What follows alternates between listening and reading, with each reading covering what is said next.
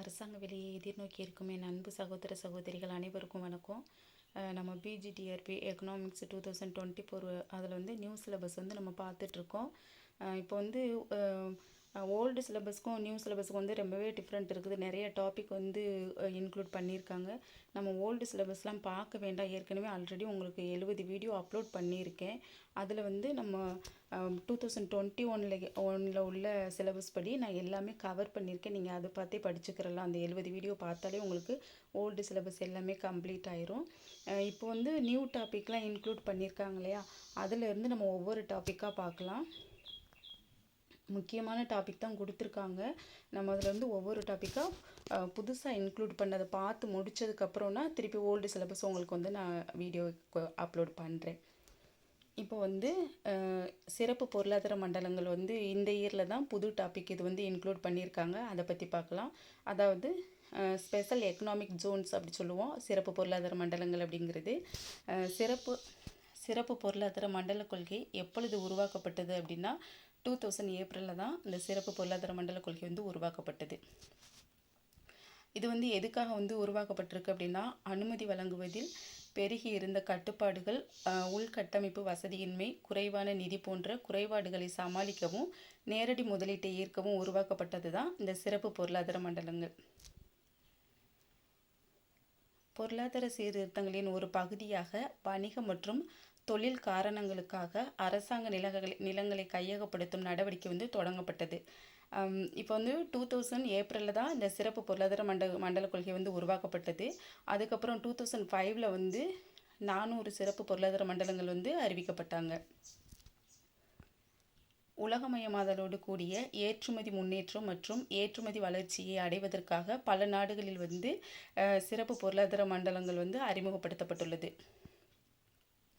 இதன் முக்கிய நோக்கம் என்ன அப்படின்னா, வெளிநாட்டு முதலீட்டை வந்து அதிகரிக்கிறதா இதனுடைய முக்கிய நோக்கமாக இருந்தது. வெளிநாட்டு நேரடி முதலீட்டை ஈர்த்து நம் நாட்டில் வந்து மொத்த உள்நாட்டு உற்பத்தியை வந்து அதிகரித்தல், அதாவது கிராஸ் டொமஸ்டிக் ப்ராடக்ட்னு சொல்லுவோம். மொத்த உள்நாட்டு உற்பத்தி வந்து அதிகரித்தல் தான் இதனுடைய முக்கிய நோக்கம். பன்னாட்டு வியாபாரத்தில் உலக ஏற்றுமதியில் நமது பங்கினை அதிகரித்தல், கூட்டுறவு பொருளாதார நடவடிக்கைகள் மற்றும் வேலை வாய்ப்புகளை வந்து உருவாக்குதல், உலக அங்காடி தொழில்நுட்பங்களை வந்து பகிர்ந்து கொள்ளுதல், தாராளமய பொருளாதார சட்டத்தால் நிர்வகிக்கப்படுகிறது. தனிப்பட்ட விருப்ப பகுதிகளை வந்து கொண்டது இந்த சிறப்பு பொருளாதார மண்டலங்கள். அந்த சிறப்பு பொருளாதார மண்டலங்களில் வந்து அமையப்பெற்ற நிறுவனங்களுக்கு வந்து அதிக அளவு வந்து சுதந்திரம் கொடுக்கப்பட்டுள்ளது.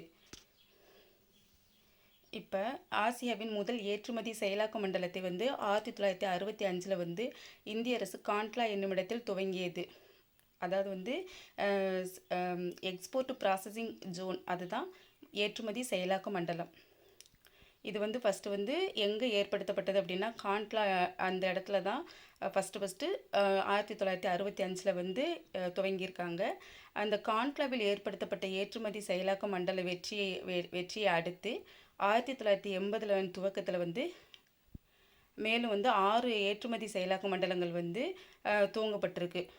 அது எங்கெங்கன்னா பம்பாய், நொய்டா, சூரத், சென்னை, பால்டா, விசாகப்பட்டினம், இந்த 6 இடத்துல வந்து ஃபஸ்ட்டு வந்து 1965 வந்து காண்ட்லா நிமிடத்தில் தான் ஃபஸ்ட்டு துவங்கினாங்க. அதோடைய வெற்றி அடுத்து இந்த 6 இடத்துல வந்து 1980 வந்து துவங்கியிருக்காங்க.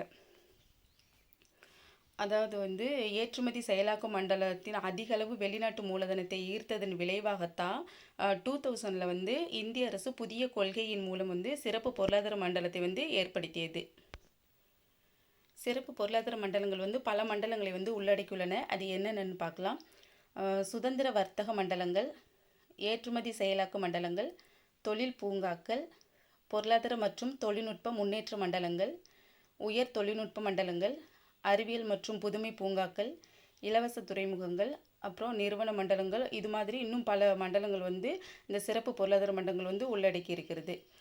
இப்போ இந்த சிறப்பு பொருளாதார மண்டலங்கள்லேருந்து ஒரு கொஸ்டின்ஸ் செட் பண்ணியிருக்கேன். இப்படியும் கொஸ்டின்ஸ் வரலாம், அதை பார்க்கலாம். ஏற்றுமதி செயலாக்க மண்டலத்தின் முக்கிய நோக்கம் என்ன அப்படின்னா, அதிக அளவு வெளிநாட்டு மூலதனத்தை ஈர்த்தல் தான் இந்த எக்ஸ்போர்ட் ப்ராசஸிங் ஜோன் சொன்னோம் இல்லையா, அதனுடைய முக்கியமான நோக்கம். சிறப்பு பொருளாதார மண்டல கொள்கை எந்த வருடம் உருவாக்கப்பட்டது அப்படின்னா 2000 ஏப்ரல். 2005ல் எத்தனை சிறப்பு பொருளாதார மண்டலங்கள் அறிவிக்கப்பட்டன அப்படின்னா 400.